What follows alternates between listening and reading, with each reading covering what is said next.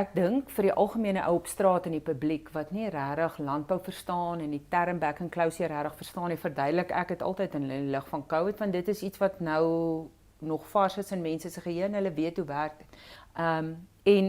En ek dink ja, mens behalwe by dit moet jy begin om altyd te gaan kyk hoe lyk jou eie biosekuriteit-maatreëls, want hierdie goed gaan nie net weggaan nie.